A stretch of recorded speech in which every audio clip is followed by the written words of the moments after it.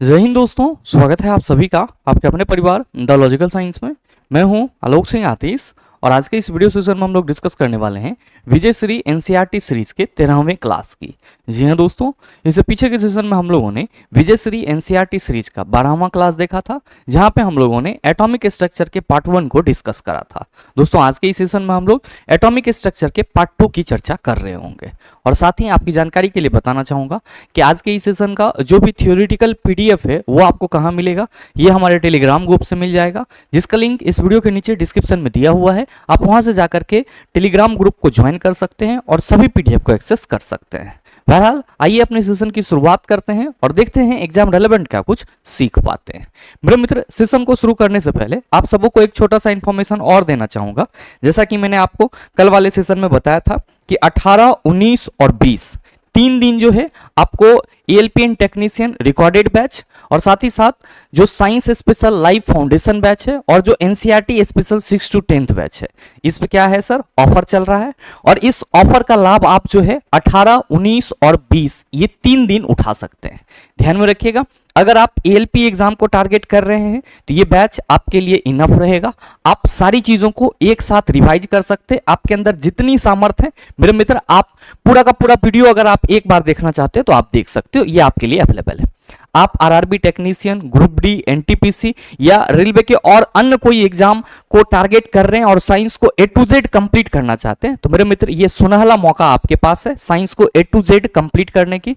सभी topic physics, chemistry और biology के सर लाइव जुड़ करके आप हमारे साथ क्लियर कर सकते हैं। ध्यान में रखिएगा कि ये बैच भी आपका अभी ऑफर में चल रहा है। और साथ ही साथ मेरे मित्र, अगर आपको लग रहा है कि गुरुजी एक बार एनसीईआरटी को हमें अच्छे से क्लियर करना होगा, एनसीईआरटी को 6 से लेकर के 10 तक पढ़ना होगा, तो मेरे मित्र आपके पास एक बेहतर मौका है। इस 3 दिन में आप हमारे एनसीईआरटी स्पेशल बैच में भी इनरोल हो सकते हैं। आपको किसी भी तरह की कोर्स से संबंधित जानकारी चाहिए मेरे मित्र, आप दिए गए नंबर पे कॉल या व्हाट्सएप कर सकते हैं। बहरहाल हम लोग बात कर लेते हैं अपने क्लासेस की। हम लोग चर्चा किसकी कर रहे थे, परमाणु की संरचना की चर्चा कर रहे थे, यानी कि स्ट्रक्चर ऑफ द एटम या आम भाषा में बोल लो एटॉमिक स्ट्रक्चर की चर्चा कर रहे थे।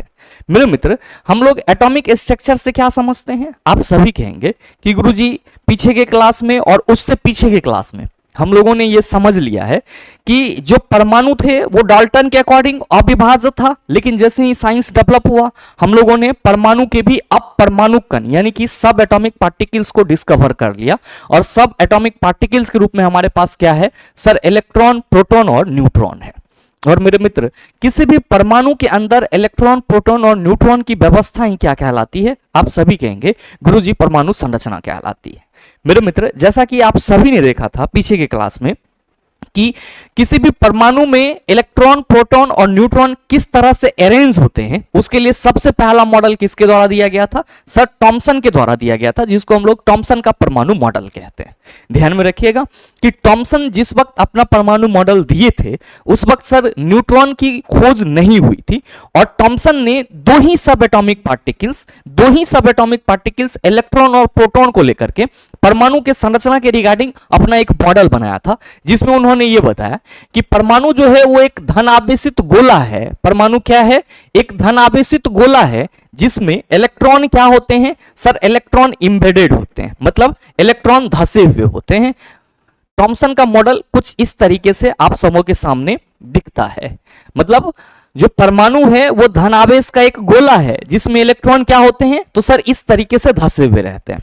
और इसी मॉडल को हम लोग रेजिन पुडिंग मॉडल के नाम से भी जानते हैं। इसी मॉडल को हम लोग रेजिन पुडिंग मॉडल के नाम से भी जानते हैं। और साथ ही साथ मेरे मित्र, इसी मॉडल को हम लोग किस नाम से जानते हैं तो वाटरमेलन मॉडल के नाम से भी जानते हैं। वाटरमेलन मॉडल के नाम से भी जानते हैं।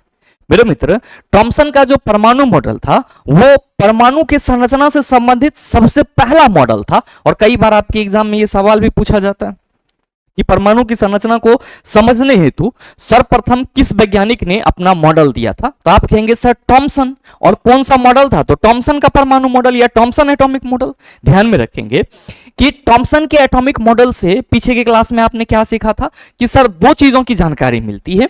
पहला तो ये कि परमाणु धन आवेशित गोले का बना है और इलेक्ट्रॉन उसमें धसे होते हैं, और दूसरा जानकारी कि ऋणात्मक और धनात्मक आवेश परिमाण में समान होते हैं, इसलिए परमाणु वैद्युतीय रूप से उदासीन होते हैं। तो कई बार आपके एग्जाम में यह सवाल पूछा जाता है कि निम्नलिखित में से किस परमाणविक मॉडल ने परमाणु के सबसे पहले उदासीनता की चर्चा करा था? तो आप सभी कहेंगे कि गुरुजी जो थॉमसन का परमाणु मॉडल था, यानी कि थॉमसन का जो एटॉमिक मॉडल था, वो सबसे पहले इस चीज की व्याख्या कर रहा था कि परमाणु क्या होते हैं, वैद्युत रूप से उदासीन होते हैं। हाँ, ये अलग बात है कि थॉमसन का परमाणु मॉडल जो है वो क्या हुआ, तो सर आगे की चीजों को एक्सप्लेन नहीं कर पाया, या आप यूं मान लो कि जो परमाणु की संरचना आप देख रहे हैं इस तरह से तो परमाणु में इलेक्ट्रॉन और प्रोटॉन अरेंज नहीं होते हैं।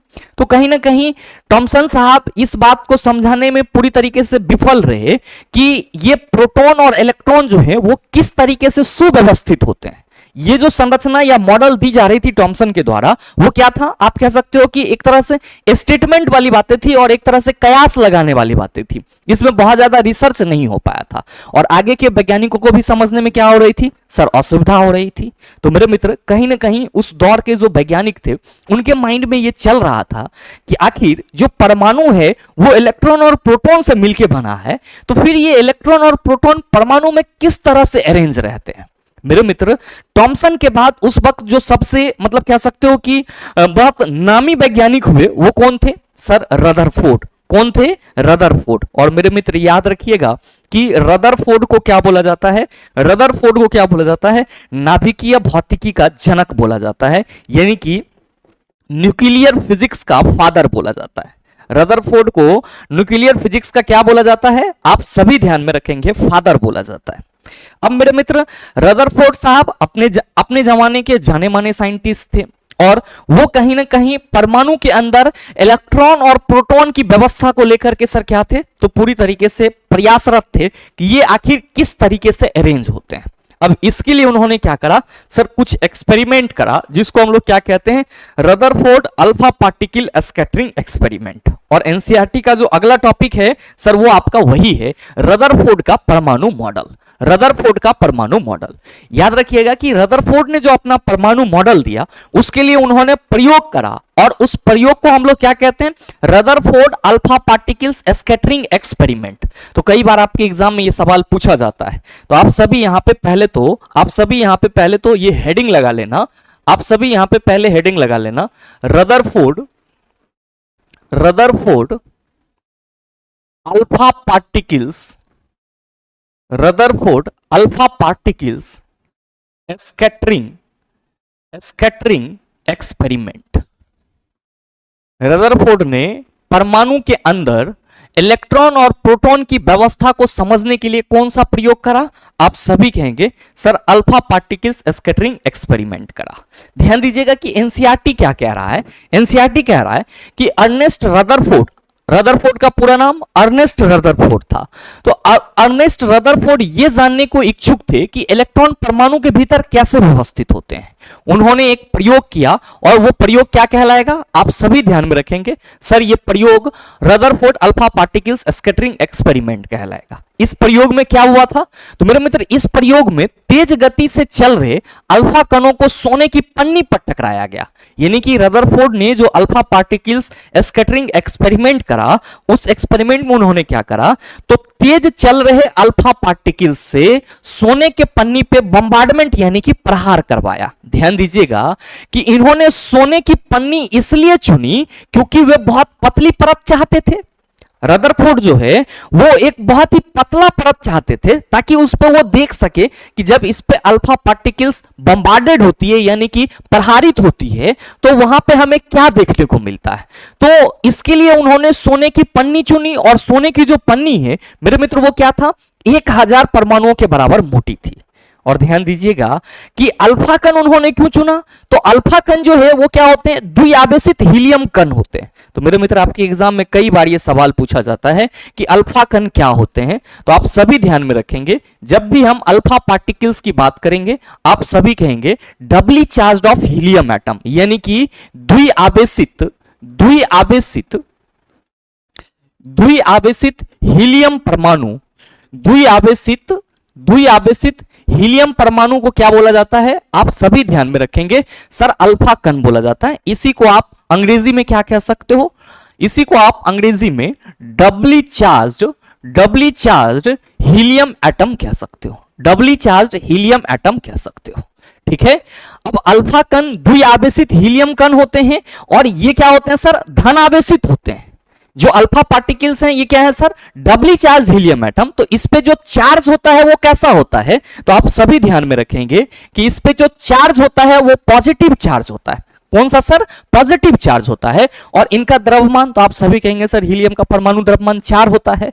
तो इसलिए तीव्र गति से चल रही अल्फा कणों में पर्याप्त ऊर्जा होती है मेरे मित्र। चूंकि अल्फा कण जो है वो डबली चार्ज हीलियम एटम है और इसका द्रव्यमान 4 यूनिट है, तो रदरफोर्ड साहब का यह मानना था कि इसमें पर्याप्त एनर्जी होगी जो कहीं ना कहीं सोने के पन्नी पे जैसे ही बम्बार्डेड होगी तो कुछ ना कुछ हमें परिवर्तन देखने को मिलेगा। अब मेरे मित्र ध्यान देंगे कि रदरफोर्ड साहब का यह अनुमान था कि अल्फा कण सोने के परमाणु में विद्यमान अपरमाणु कणों के द्वारा विक्षेपित होंगे। चूंकि आप सबों को मालूम है कि इलेक्ट्रॉन नेगेटिव चार्ज पार्टिकल्स है, जबकि ये जो अल्फा कण है चिला, इसके बारे में हम लोग क्या कह रहे हैं कि सर ये पॉजिटिव चार्ज पार्टिकल्स है। तो रदरफोर्ड का ये मानना था कि जैसे ही हम अल्फा कण से सोने के परमाणु पर बम्बार्डमेंट करवाएंगे तो सोने के परमाणु में या सोने के पन्नी में जो विद्यमान अपरमाणु कण है उसके द्वारा अल्फा कण विक्षेपित हो जाएगी, यानी कि डेविएट होगी। अब उसका ये कयास इसलिए भी जायज था क्योंकि वो कह रहे थे कि चूंकि अल्फा कण प्रोटॉन से बहुत अधिक भारी थे, इसलिए उन्होंने इनके अधिक विक्षेपण की आशा नहीं की थी। ध्यान देना, रदरफोर्ड जो ये एक्सपेरिमेंट कर रहे थे तो वो जानना चाह रहे थे कि अगर हम अल्फा कण का बम्बार्डमेंट सोने की पत्ती पन्नी पर या गोल्ड फॉइल पर करवा रहे हैं तो विक्षेपण होगा, लेकिन उसको ये भी था डाउट कि ये जो विक्षेपण है वो बहुत ज्यादा नहीं होगा। आप कहेंगे सर फिर उन्होंने क्या करा, तो मेरे मित्र रदरफोर्ड साहब को अपने अल्फा पार्टिकल्स स्कैटरिंग एक्सपेरिमेंट करने के लिए कुछ इंस्ट्रूमेंट चाहिए था और उस इंस्ट्रूमेंट को उन्होंने क्या करा, वेल तरीके से अरेंज करा। और फिर जब उन्होंने अल्फा पार्टिकल्स का बम्बार्डमेंट करवाया गोल्ड फॉइल पे तो उन्होंने जो परिवर्तन देखा वो मेरे मित्र बिल्कुल ही क्या थी, आश्चर्यचकित करने वाली थी। आप ये कह सकते हो कि पूरी तरह से अचंभित करने वाली थी। आप कहेंगे कि गुरुजी रदरफोर्ड साहब का एक्सपेरिमेंट क्या था, मेरे मित्र ध्यान देंगे इस चीज को आप डायग्राम के माध्यम से समझ सकते हैं। अगर हम लोग रदरफोर्ड साहब के अल्फा पार्टिकल्स स्कैटरिंग एक्सपेरिमेंट की बात करें मेरे मित्र, तो इसके लिए उन्होंने जो अरेंजमेंट करा वो कुछ इस तरीके का करा। इसके लिए जो उन्होंने अरेंजमेंट करा वो कुछ इस तरीके का करा। ध्यान से समझिएगा सर रदरफोर्ड के अल्फा पार्टिकल्स स्कैटरिंग एक्सपेरिमेंट को। पहला तो उन्होंने सर गोल्ड फॉइल लिया, तो ये जो आपको चमकीला दिख रहा है ये क्या है सर, सोने की पन्नी, या आप इसको गोल्ड फॉइल कह सकते हैं। साथ ही मेरे मित्र ये जो आप रेड कलर से इस तरह से देख रहे हैं चारों ओर, इसको उन्होंने डिटेक्टर का नाम दिया।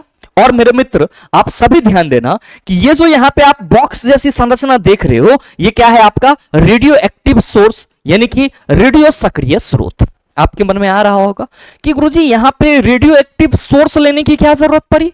मेरे मित्र रेडियो एक्टिव सोर्स से ही क्या होंगे, अल्फा पार्टिकल्स के बीम निकलेंगे। तो रेडियो एक्टिव सोर्स उन्होंने लिया जिससे क्या मिल रहा था इनको, तो sir beam of alpha particles, यानी कि जो अल्फा कण थे उसका एक पुंज मिल रहा था या आप कह सकते हो समूह मिल रहा था। मेरे मित्र इस समूह से जब उन्होंने गोल्ड फॉइल पे क्या करा सर, बम्बार्डमेंट करवाया यानी कि प्रहार करवाया, तो जैसे ही अल्फा पार्टिकल्स का बीम सर इस गोल्ड फॉइल पे पड़ा, उन्होंने क्या देखा कि बहुत सारी रे जो है वो क्या हो रही है, कुछ इस डायरेक्शन में जा रही है, कुछ इस डायरेक्शन में जा रही है, कुछ इधर जा रही है, कुछ इधर जा रही है, कुछ इधर जा रही है, कुछ इधर जा रही है, कुछ ऐसे आ रही है। और मेरे मित्र मतलब कह सकते हो कि हजारों में से कोई एक ऐसी उसको किरण मिली जो क्या हो रहा था, तो सर लौट करके रिटर्न आ जा रहा था। लौट करके क्या हो रहा था, रिटर्न आ जा रहा था। मेरे मित्र इस चीज को देख करके रदरफोर्ड साहब बहुत ही ज्यादा हतप्रभ हो गए, यानी कि बहुत ज्यादा अचंभित हो गए। अब मेरे मित्र ये जो आपने देखा कि जैसे ही गोल्ड फॉइल से इस पे सर बम्बार्डमेंट करवाया गया तो जो अल्फा पार्टिकल्स का रे था उसमें से बहुत सारा रे क्या हो गया, तो सर सीधे सीधे पास हो गया। बहुत सारा रे किसी एंगल के साथ पास हुआ और बहुत सारे रे में से एक कोई रे क्या हुआ, तो सर रिटर्न आ गया। तो मेरे मित्र इसके बारे में रदरफोर्ड साहब ने फिर बेहतर तरीके से एक्सप्लेन करा, बेहतर तरीके से एक्सप्लेन करा। मेरे मित्र जिस चीज को आप यहां पे वेल अरेंजमेंट तरीके से देख रहे हो उसी चीज को आप इस तरीके से भी देख सकते हो। क्या देख रहे हो कि सर इस गोल्ड फॉइल पे जैसे ही अल्फा पार्टिकल्स पड़ रही है, अकॉर्डिंग टू एनसीईआरटी बहुत सारी सर रे क्या हो रही है, तो सीधे निकल जा रही है। अब इसमें से आप बहुत सारी रेज को देख रहे हैं जो सीधे निकल जा रही है, तो आप ये कह सकते हैं कि बहुत सारे रे पास हो गए। अब कुछ रे आप क्या देख रहे हैं कि सर इस तरीके से रिटर्न आ जा रही है, और कुछ रे ऐसा हो रहा है कि सर 180 डिग्री में रिटर्न आ जा रही है, और बहुत सारे रे ऐसे हो रहे हैं जो किसी न किसी एंगल से डेविएट हो जा रहे हैं। आप सभी यहां पे देख पा रहे होंगे। मेरे मित्र ध्यान दीजिएगा कि कहा जा रहा है कि अल्फा कण प्रकीर्णन प्रयोग ने आशा के बिल्कुल विपरीत परिणाम दिए, इससे निम्नलिखित परिणाम मिले। अब क्या परिणाम मिले हैं? बहुत ही सिंपल सा बात कि बहुत सारी अल्फा किरणें सर गोल्ड फॉइल को पार कर गई, बहुत सारी अल्फा किरणें जो है एंगल के साथ डेविएट हुई, और 12,000 में से कुछ एक किरणें क्या हुई तो सर रिटर्न आ गई। वही चीज एनसीईआरटी कह रहा है कि तेज गति से चल रहे अधिकतर अल्फा कण सोने की पन्नी से सीधे निकल गए। तो रदरफोर्ड साहब ने जब ये एक्सपेरिमेंट करा तो अपने उस एक्सपेरिमेंट को रिजल्ट को क्या बताया उन्होंने, तो तेज गति से चल रहे अधिकतर अल्फा कण सोने की पन्नी से सीधे निकल गए। और फिर उन्होंने दूसरा स्टेटमेंट यह दिया कि कुछ अल्फा कण पन्नी के द्वारा बहुत छोटे कोण से विक्षेपित हुए, यानी कि बहुत ही कम एंगल से क्या हुए सर, डेविएट हुए। जबकि उनका मानना क्या था कि जो अल्फा कण है ये पॉजिटिव चार्ज है और इलेक्ट्रॉन निगेटिव चार्ज है, तो कहीं ना कहीं इलेक्ट्रॉन जो है वो अगर सोने के परमाणु में है या सोने के गोल्ड फॉइल में अगर है तो जो अल्फा कण है वो विक्षेपित होगी। और वो ये भी अंदाजा लगा रहे थे कि बहुत ज्यादा विक्षेपण नहीं होगा, लेकिन उनको क्या देखने को मिला कि सर ज्यादा विक्षेपण भी हो रहा है, विक्षेपण नहीं भी हो रहा है, और एकाध दो केस में क्या हो रहा है तो सर जो अल्फा कण है वो रिटर्न भी आ जा रहा है। तो मेरे मित्र फिर उन्होंने तीसरे स्टेटमेंट में बताया आश्चर्यजनक रूप से कि प्रत्येक 12,000 कणों में से एक कण क्या हो रहा था, वापस आ गया। प्रत्येक 12,000 कण में से क्या हो गया सर, एक कण वापस आ गया। तो मेरे मित्र आपके एग्जाम में ये सवाल पूछे जाते हैं कि रदरफोर्ड के अल्फा पार्टिकल्स स्कैटरिंग एक्सपेरिमेंट के क्या परिणाम निकले, क्या रिजल्ट निकले, तो आप सभी ध्यान में रखेंगे एनसीईआरटी की बस ये 3 बातें। क्या कहेंगे कि रदरफोर्ड के अल्फा पार्टिकल स्कैटरिंग एक्सपेरिमेंट से 3 मुख्य परिणाम निकले, जिसमें यह देखा गया कि तेज गति से चल रहे अधिकतर अल्फा कण गोल्ड फॉइल को सर सीधे पार कर जा रहे हैं बिना किसी डेविएशन के। कुछ अल्फा कण पन्नी के द्वारा बहुत छोटे कण से विक्षेपित हुए हैं, और आश्चर्यजनक रूप से 12,000 कणों में से एक क्या हुआ सर, वापस आ गया। अब मेरे मित्र ध्यान देंगे कि रदरफोर्ड के अनुसार यह परिणाम उसी प्रकार अविश्वसनीय था जैसे अगर आप एक 15 इंच के तोप के गोले को टिश्यू पेपर के टुकड़े पर मारते हो और वह लौटकर आपको ही चोट पहुंचाता है। मतलब इमेजिन करो कि रदरफोर्ड के दिमाग में उस वक्त क्या चल रहा था। रदरफोर्ड साहब ये कह रहे हैं कि ये एक्सपेरिमेंट ठीक उसी तरीके से है जैसे हम सर किसी तोप के गोला से टिश्यू पेपर पर मारे और टिश्यू पेपर के द्वारा सर तोप का गोला रिटर्न होकर के हम ही को लग जाए। बताओ ये संभव है? आप कहेंगे बिल्कुल नहीं सर, टिश्यू पेपर तो बहुत पतला होता है, तोप का गोला तो ले ले अपने साथ चल जाएगा। लेकिन रदरफोर्ड साहब इस चीज की कल्पना सर तोप के गोले और टिश्यू पेपर से कर रहे थे। ध्यान दीजिएगा रदरफोर्ड साहब के बारे में थोड़ा सा जानकारी आप सबों को, क्योंकि आपके एग्जाम में क्वेश्चन पूछे जाते हैं तो आप सबों को ध्यान में रखना चाहिए। पहला चीज तो ये ध्यान में रखिएगा कि रदरफोर्ड का जन्म 30 अगस्त 1871 में स्प्रिंग ग्रोव में हुआ था। कहां हुआ था सर? स्प्रिंग ग्रोव में हुआ था। साथ ही उनको नाभिकीय भौतिकी का क्या बोला जाता है सर, जनक माना जाता है, और रेडियोधर्मिता पर अपने योगदान और सोने की पन्नी के द्वारा परमाणु के नाभिक की खोज के लिए वे बहुत प्रसिद्ध हुए और 1908 में उन्हें नोबेल पुरस्कार मिला। तो मेरे मित्र आपके एग्जाम में ये जो आप ग्राफ देख रहे हैं, ये बहुत ही वीवीआई है। 3 सवाल तो बन ही सकते हैं। पहला सवाल ये कि नाभिकीय भौतिकी का जनक, आप कहेंगे रदरफोर्ड साहब। रेडियोधर्मिता और साथ ही साथ अल्फा पार्टिकल स्कैटरिंग एक्सपेरिमेंट के लिए रदरफोर्ड को किस वर्ष नोबेल पुरस्कार मिला? तो आप सभी याद रखना 1908 में सर नोबेल पुरस्कार मिला। और साथ ही मेरे मित्र जो तीसरा सवाल आपसे यह पूछा जाएगा कि परमाणु की नाभिक की खोज निम्नलिखित में से किस वैज्ञानिक के द्वारा किया गया? आप कहेंगे रदरफोर्ड के द्वारा किया गया। तो ये 3 क्वेश्चन आप सभी कंठाग्र कर लेंगे। पहला क्वेश्चन कि नाभिकीय भौतिकी का जनक रदरफोर्ड, परमाणु के नाभिक की खोज रदरफोर्ड ने करा, और रदरफोर्ड को सर रेडियोधर्मिता यानी कि रेडियो एक्टिविटी और साथ ही साथ जो गोल्ड फॉइल पे उनका एक्सपेरिमेंट था उसके लिए नोबेल पुरस्कार कब मिला? सर 1908 में मिला। अब सवाल यहां पे ये है कि सर रदरफोर्ड साहब ने जब अल्फा पार्टिकल स्कैटरिंग एक्सपेरिमेंट के सहारे ये रिजल्ट देखे तो उन्होंने फिर परमाणु के नाभिक को किस तरह से समझाना शुरू करा? तो मेरे मित्रों ध्यान दीजिएगा कि रदरफोर्ड साहब अपने इस रिजल्ट को कुछ इस तरीके से समझाने की कोशिश कर रहे थे। जैसे उन्होंने ये बताया ये रिजल्ट सेम वैसा ही है जैसा कि अगर हम दो बच्चे को ले सर और उसको गार्डन की सर जो जालीदार गार्डन का जो जालीदार सर ये होता है मतलब बाउंड्री होता है जिसमें सर जाली लगा हुआ रहता है, उसमें क्या करें सर, एक बच्चे के आंख पे पट्टी बांध दे और एक को खुला रहने दे और सर उसको हम उस गार्डन के जालीदार दीवार पर पत्थर मारने को बोले तो क्या होगा?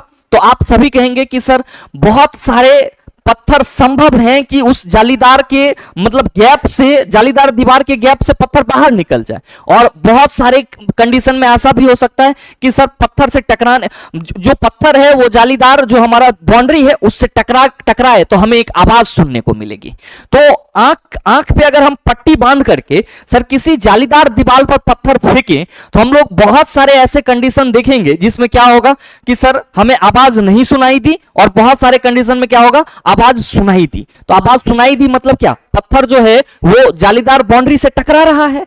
मेरे मित्र इस चीज को उन्होंने इस तरीके से एक्सप्लेन करा, इस तर्क के अनुसार कि अल्फा कण प्रयोग के आधार पर रदरफोर्ड ने और जो रिजल्ट निकाले आगे वो क्या था कि परमाणु के भीतर का अधिकतर भाग खाली होता है, इसीलिए बहुत सारी अल्फा किरणें क्या हो गई सर, पास कर गई।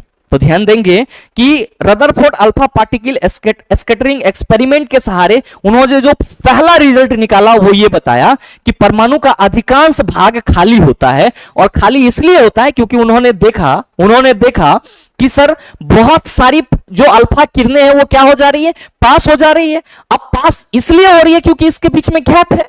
तो मेरे मित्र पहला स्टेटमेंट उन्होंने ये दिया कि परमाणु के भीतर का अधिकतर भाग खाली है, और क्योंकि अधिकतर अल्फा कण बिना विक्षेपित हुए सोने की पन्नी से बाहर निकल जाते हैं। अब फिर उन्होंने दूसरा बताया कि बहुत कम कण अपने मार्ग से विक्षेपित होते हैं, जिससे यह ज्ञात होता है कि परमाणु में धनावेशित भाग बहुत कम है।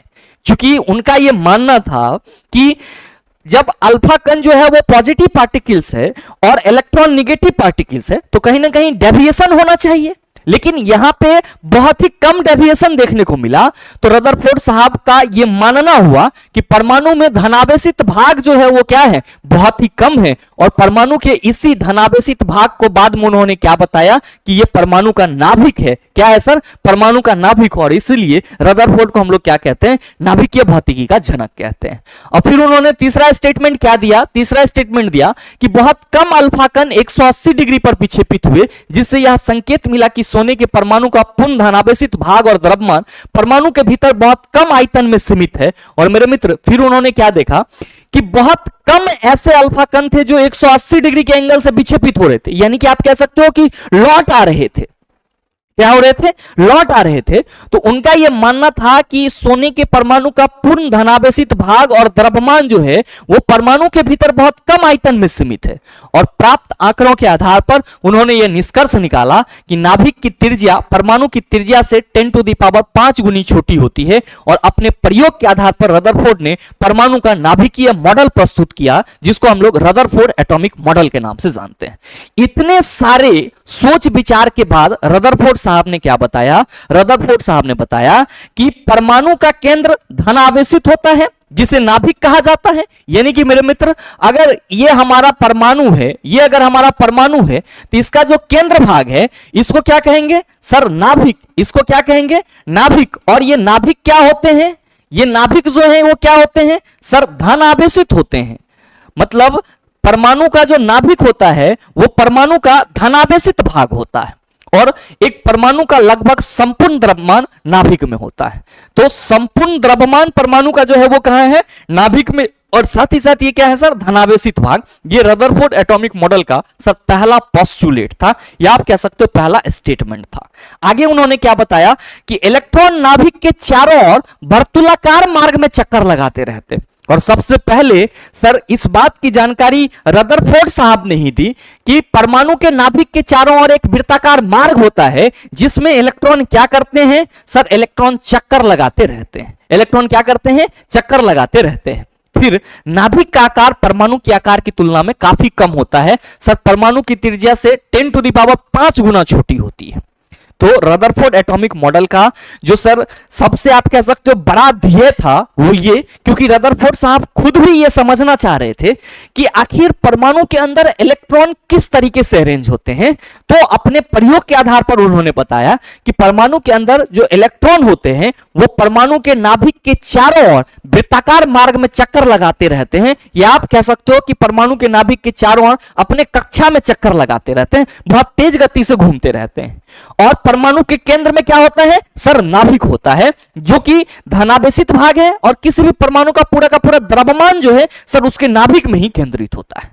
तो रदरफोर्ड एटॉमिक मॉडल के सर ये 3 लाइन आपके एग्जाम के लिए बहुत ही इंपॉर्टेंट है, पहला, दूसरा और तीसरा। आप सभी ध्यान में रखेंगे कि रदरफोर्ड ने जो परमाणु मॉडल दिया, रदरफोर्ड ने जो परमाणु का नाभिकीय मॉडल दिया सर, उसमें 3 लक्षण थे, जिसमें यह बताया गया कि परमाणु का केंद्र धनावेशित होता है, और जिसको हम लोग क्या कहते हैं, नाभिक, संपूर्ण द्रव्यमान यहीं पे होगा। दूसरा, इलेक्ट्रॉन नाभिक के चारों ओर वर्तुलाकार मार्ग में चक्कर लगाता है, और तीसरा, नाभिक का आकार परमाणु के आकार की तुलना में काफी कम होता है। तो जो थॉमसन ने बताया था कि परमाणु धनावेश का एक गोला है, कहीं ना कहीं रदरफोर्ड साहब अपने एक्सपेरिमेंट और अपने रिसर्च के बेस पे उस चीज को क्या किए, पूरी तरीके से नकार दिए। और उस वक्त चूंकि रदरफोर्ड तक सर कोई और वैज्ञानिक ने एटॉमिक मॉडल को समझने के लिए कोई और मॉडल नहीं दिया था, तो थॉमसन मॉडल पूरी तरीके से खारिज कर दिया गया और रदरफोर्ड मॉडल को एक्सेप्ट कर लिया गया। लेकिन रदरफोर्ड साहब के मॉडल में भी सर कमियां थी। क्या कमियां थी? तो रदरफोर्ड साहब ने यह बताया कि परमाणु के नाभिक के चारों ओर इलेक्ट्रॉन बहुत तेजी से चक्कर लगाते रहता है। रदरफोर्ड साहब ने क्या बताया कि परमाणु के नाभिक के चारों ओर इलेक्ट्रॉन जो है वो बहुत तेजी से चक्कर लगाते रहता है। तो मेरे मित्र, विद्युत चुंबकीय सिद्धांत या आप कह सकते हो इलेक्ट्रोमैग्नेटिक थ्योरी क्या कहता है कि अगर कोई आवेशित कण किसी अन्य आवेशित कण के चारों ओर, ध्यान में रखिएगा कि रदरफोर्ड साहब ने कहा कि नाभिक धनावेशित होता है, तो ये तो पॉजिटिव चार्ज वाला पार्ट केंद्र हो जाएगा हमारा। अब इसके चारों ओर अगर निगेटिव चार्ज वाला बहुत तेजी से सर मूव करेगा तो क्या होगा? आप कहेंगे सर एनर्जी जो है वो लगातार सर निकलते रहेगी, जिससे इलेक्ट्रॉन का जो एनर्जी है वो पूरी तरीके से लॉस हो जाएगा, और एक वक्त ऐसा आएगा कि इलेक्ट्रॉन नाभिक पे गिर जाएगा। और मेरे मित्र, आप क्या कहेंगे फिर सर, जो परमाणु है उसका अस्तित्व ही खतरे में आ जाएगा।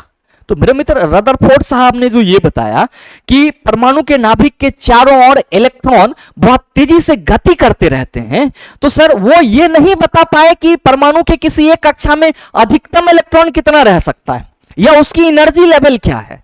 तो यहीं पे इलेक्ट्रोमैग्नेटिक थ्योरी जो है, विद्युत चुंबकीय सिद्धांत, वो उठ के खड़ा हो गया और उन्होंने बताया कि अगर किसी आवेशित कण के चारों ओर कोई अनावेशित कण लगातार बहुत तेजी से घूमते रहे तो एनर्जी का रेडिएशन के थ्रू क्या होगा, लॉस होगा, और एक समय ऐसा आएगा कि एनर्जी पूरी तरीके से खत्म हो जाएगी और इलेक्ट्रॉन क्या होगा सर, परमाणु के नाभिक पे गिर जाएगा और फिर परमाणु का कोई अस्तित्व ही नहीं रहेगा। मेरे मित्र, इसी को हम लोग क्या कहते हैं, रदरफोर्ड एटॉमिक मॉडल की कमियां कहते हैं, या आप कह सकते हो रदरफोर्ड परमाणु मॉडल की कमियां या खामियां आप कह सकते हो। ध्यान दीजिएगा, एनसीईआरटी भी कहीं ना कहीं इसी चीज को बता रहा है जिसको मैंने आपको समझाया है।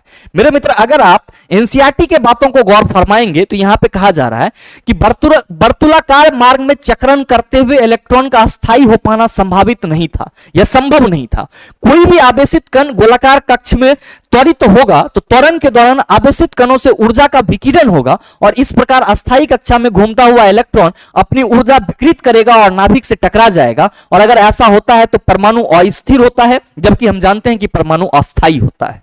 तो मेरे मित्र, रदरफोर्ड साहब के एटॉमिक मॉडल में भी कमियां थी, जिसको किस रूप में देखा गया, तो सर इलेक्ट्रोमैग्नेटिक थ्योरी के रूप में सर उसको प्रूव करा गया कि ऐसा संभव नहीं है कि इलेक्ट्रॉन जो है वो अनियंत्रित तरीका से नाभिक के चारों ओर चक्कर लगाते रहे।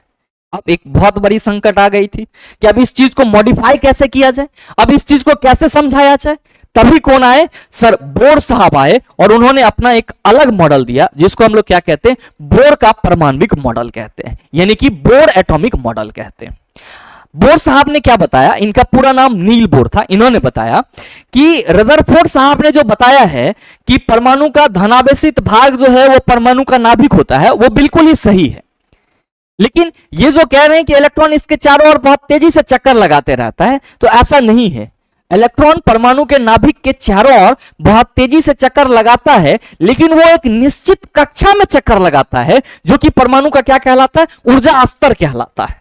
एनसीईआरटी क्या कह रहा है समझिएगा कि रदरफोर्ड के मॉडल पर उठी आपत्तियों को दूर करने के लिए नील्स बोर ने परमाणु की संरचना के बारे में, नील्स बोर ने क्या करा सर, परमाणु की संरचना के बारे में, परमाणु की संरचना के बारे में दो अवधारणाएं प्रस्तुत की। पहला अवधारणा क्या था, तो पहला अवधारणा यह था पहला अवधारणा यह था कि इलेक्ट्रॉन केवल कुछ निश्चित कक्षाओं में ही चक्कर लगा सकते हैं, जिन्हें इलेक्ट्रॉन की विविक्त कक्षा कहते हैं। उन्होंने बताया कि इलेक्ट्रॉन जो है वो केवल निश्चित कक्षाओं में ही चक्कर लगा सकते हैं, जो कि क्या है सर, उसका एक विविक्त कक्षा यानी कि स्पेशल सेल है। और साथ ही उन्होंने बताया कि जब इलेक्ट्रॉन इस विविक्त कक्षा में चक्कर लगाते हैं तो उनकी ऊर्जा का विकिरण नहीं होता है। ये दो मेन पॉइंट था। रदरफोर्ड साहब ये बताने में असमर्थ है कि इलेक्ट्रॉन अगर चक्कर लगा रहा है तो वो कहां लगा रहा है, वो सिर्फ ये बता रहे थे कि वर्तुलाकार मार्ग में लगा रहा है, कर्वीलिनियर पाथ में लगा रहा है। लेकिन नील्स बोर साहब आकर के ये समझाए कि जो इलेक्ट्रॉन चक्कर लगा रहा है वो निश्चित कक्षा में चक्कर लगाता है, और साथ ही जब ये इलेक्ट्रॉन अपने कक्षा में चक्कर लगा रहा होता है तो इनकी ऊर्जा का विकिरण नहीं होता है, यानी कि ऊर्जा का ह्रास जो है वो नहीं होता है। ध्यान में रखिएगा कि नील्स बोर साहब भी भौतिक शास्त्र के बहुत जाने माने प्रोफेसर माने जाते हैं और साथ ही साथ अच्छे साइंटिस्ट भी माने जाते हैं। और मेरे मित्र 1922 में इनको परमाणु की संरचना पर अपने योगदान के लिए नोबेल पुरस्कार मिला था। तो आपके एग्जाम में यह सवाल भी पूछ लिया जाता है कि नील बोर को परमाणु संरचना से संबंधित योगदान के लिए किस वर्ष नोबेल पुरस्कार दिया गया था। आप सभी याद रखेंगे 1922 में नोबेल पुरस्कार दिया गया था। साथ ही मेरे मित्र जो नील्स बोर थे, तो जब ये प्रोफेसर के प्रोफेशन में थे तो मेरे मित्र इन्होंने तीन महत्वपूर्ण पुस्तक को क्या किया था, प्रकाशित किया था। The theory of spectra and atomic constitution, atomic theory और द डिस्क्रिप्शन ऑफ नेचर, ये तीन इसके फेमस बुक थे। ये चीज भी आप सभी ध्यान में रखेंगे। तो मेरे मित्र पहला चीज तो आप सभी यहां पे ध्यान देना कि नील्स बोर का हम लोग जो परमाणु मॉडल है उसके बारे में 2-4 लाइन हमें लिखना होगा, जो आपके एग्जाम के लिए बहुत ही जरूरी है। तो पहले हम उस चीज को लिख लेते हैं, फिर आगे हम लोग बढ़ेंगे। आप सभी हेडिंग लगा देंगे बोर एटॉमिक मॉडल, ठीक है, बोर एटॉमिक मॉडल, या इसको हम लोग नील्स बोर भी कह सकते हैं। नील्स बोर परमाणु मॉडल, नील्स बोर परमाणु मॉडल। एनसीईआरटी के अकॉर्डिंग ही मेरे मित्र आप सभी ये दो स्टेटमेंट याद रखेंगे कि अकॉर्डिंग टू नील्स, यानी कि बोर के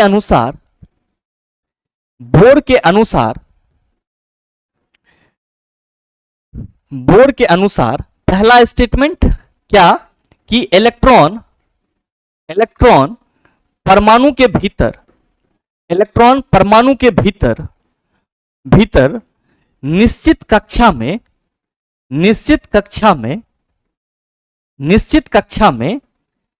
चक्कर लगाते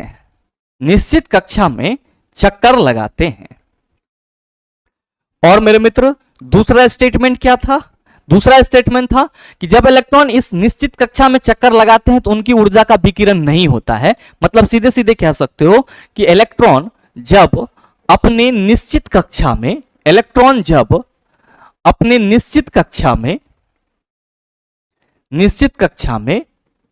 चक्कर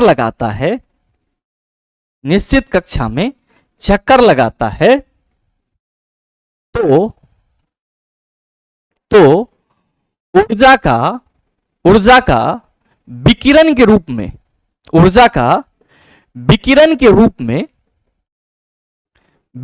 रूप में ह्रास नहीं होता है, मतलब लॉस नहीं होता है। नील बोर ने अपने एटॉमिक मॉडल में इस बात की सर पुष्टि करा।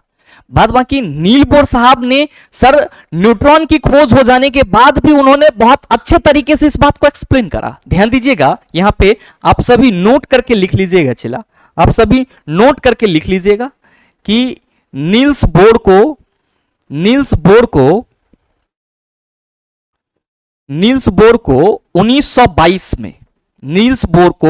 1922 में किसके लिए सर नोबेल पुरस्कार मिला, परमाणु की संरचना पर अपने योगदान के लिए। तो नील्स बोर को 1922 में परमाणु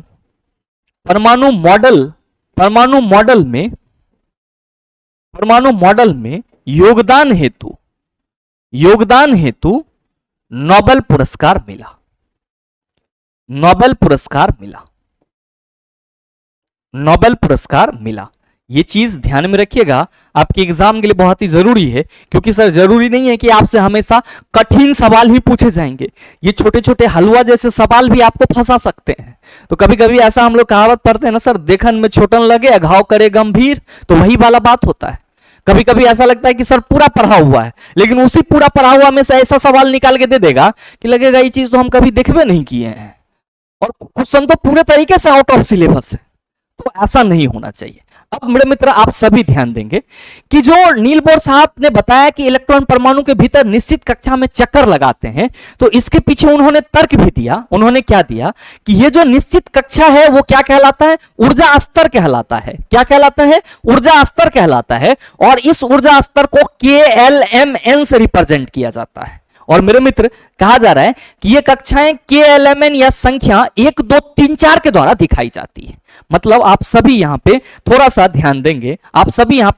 ध्यान देंगे, अगर हम नील्स बोर के एटॉमिक मॉडल की चर्चा करना चाहें तो अकॉर्डिंग टू नील्स बोर उन्होंने बताया कि अगर ये परमाणु का नाभिक है,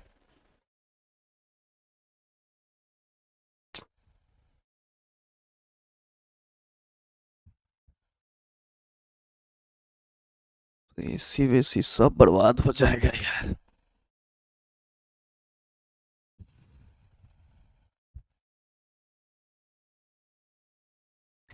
थोड़ा सा इसको डिस्कस कर लो, फिर आगे की चीजों को हम अगले क्लास में कंटिन्यू करेंगे, क्योंकि लाइट की स्थिति बहुत बुरी है, और अगर ये स्थिति रहा तो पता नहीं पूरा का पूरा सिस्टम ही हमारा हैंग हो जाएगा, और मजबूरन बस हमें आज की सभी क्लासेस पोस्टपोन करनी पड़ेगी, क्योंकि बार बार लाइट आ रही है जा रही है, और अभी ऐसा कंडीशन बन गया है कि मेरे को लगा कि एसी गया।